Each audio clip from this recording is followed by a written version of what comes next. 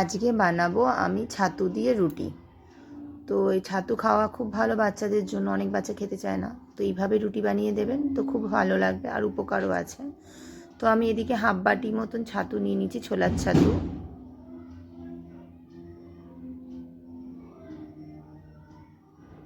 আর এদিকে নিয়েছি আটা এক বাটি মতন, ছোটো বাটির এক বাটি মতন আটা। আর সাথে নিয়েছি কুচিয়ে ধনে পাতা, সামান্য ধনে পাতা একটু কুচিয়ে নিয়েছি, লঙ্কার গুঁড়ি, জোয়ান আর নুন দিয়ে এটা ভালো করে আমি মিশিয়ে নেব।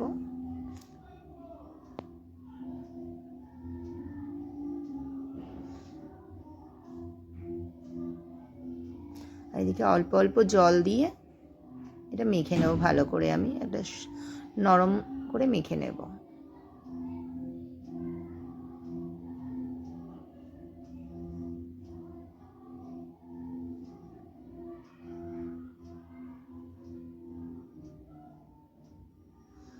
একেবারে জল দেব না, অল্প অল্প করে জল দিয়ে মাখবো যাতে পরিমাণটা ভালো বোঝা যায়। আমার মাখা হয়ে গেছে নরম করে। এবার আমি এটা 10 মিনিটের জন্য ঢাকা দিয়ে রেখে দেব।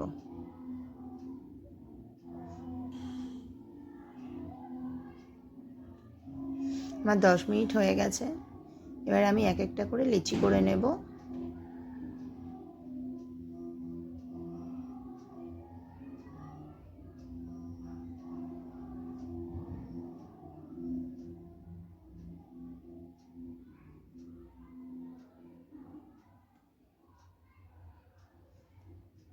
এবার আমি বেলে নেব এক একটা রুটি।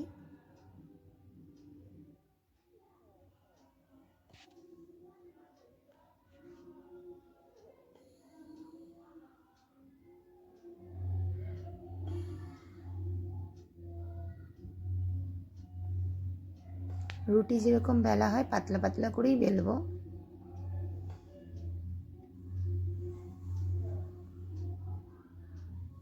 এই রুটি বানালে খুব নরমও থাকে অনেকক্ষণ ধরে, আর খেতেও কিন্তু খুব ভালো লাগে। আপনার বাড়িতে একবার অবশ্যই ট্রাই করবেন। আমি প্রত্যেকটা লেচি এইভাবে বেলে নেব।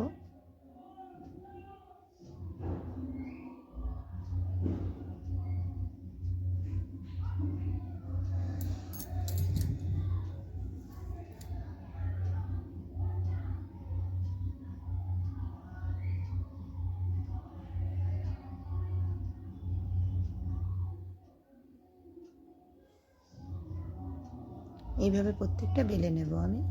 তো এদিকে চাটু গরম হয়ে গেছে, তো আমি এক একটা করে রুটি ভেজে নেব।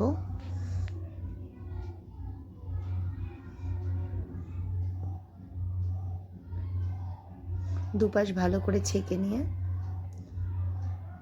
ঘুরিয়ে ঘুরিয়ে এইভাবে আমি ভাজবো।